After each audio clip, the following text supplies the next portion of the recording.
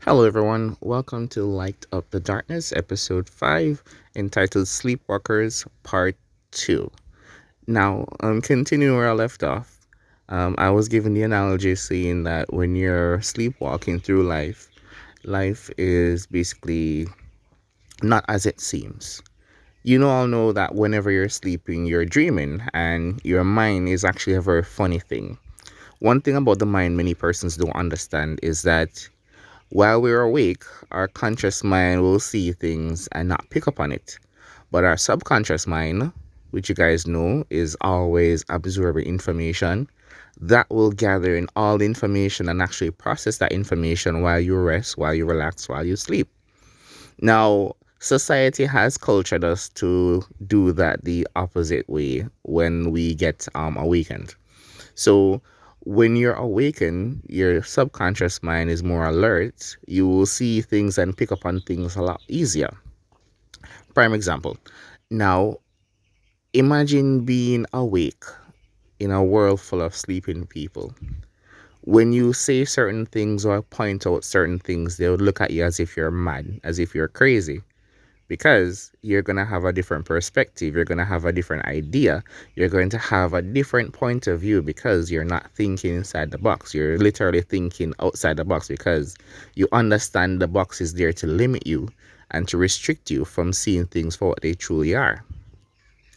Now, the reason I call us, or most of us, sleepwalkers is because there are many things happening in our environments and in the world at large that many people don't realize. And as an awakened person, it's very scary for me because sometimes I am afraid of the things I know. You ever yet see something before it happened, and when it happened, you said to yourself, you know what, if I could have changed that? Or people hear that you said you know that it was going to happen, and you say, you know, why you never say it to me? Sometimes things are not said because they're always being said. Sometimes persons are not listening. There are so many distractions that surround us that sometimes the simplest voice that's telling you something you need to know, something you need to hear, it goes unheard. And I'm just gonna come out straight with it because I like to just rip the band-aid off. There are things that are going to happen in the coming future that we definitely need to prepare for. And if we choose to stay asleep, it's gonna cost us more than just our comfort. There are things happening in our communities, things happening in our country, things happening in the wider world that will have a great impact on ourselves and our families. And unless we're able to wake up and do something about it before it's too late, lives will be lost. I'm not doing this to scare anybody.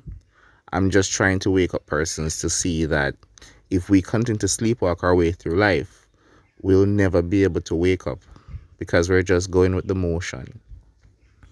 But waking up is something that you need to do. It's a part of your journey. I feel our purpose here is to figure out why we're here and work towards improving on our skills and using them for the betterment of society. So earlier in the previous part one episode, I talked about us not being able to go back to our original state where we're able to plant our own food, we're able to live sustainable lives, we're able to live within our means. There's a reason why so many diseases are spreading and affecting so many different people.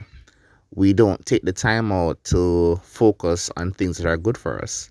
You always hear the saying that things that are good for us or we don't like, and the things that are bad for us we attract or we seek them out. And that is very true. You know how strange it is to know that there are thousands and millions of plants that can treat different sicknesses and ailments, and we'd rather go to a corner shop or a supermarket or a pharmacy and buy a pill. There are many natural remedies for every sickness, and we go to the doctor and pay a bunch of money to hear something that we already know. There's a reason why they have home remedies as a solution. Home remedies have zero side effects. Pills have multiple side effects. Imagine you take a pill to fix a pain in your arm, and the side effect is a pain in your leg. Then you have to go get a pill to fix the pain in your leg, and it gives you a pain in your neck. You get a pill for that, and the cycle continues. Many of us need to be more conscious of the things that we're doing and saying. Words have power. What you put in is what you get out.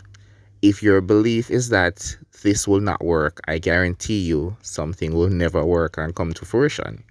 So we need to understand the power that we have, and we need to put in the effort, the time, and the work to wake up.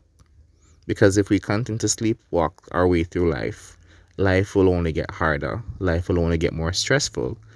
We will only be more anxious and have issues with anxiety and stress.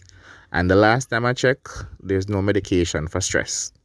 So you'd have to manage your own stress load and overcome the problems that you face. You are greater. You are more than a conqueror. You have all it takes to be who you need to be. So once again, have a wonderful day. Like, I'm gonna work on part 3 right now. Light up the darkness, live, love, and laugh.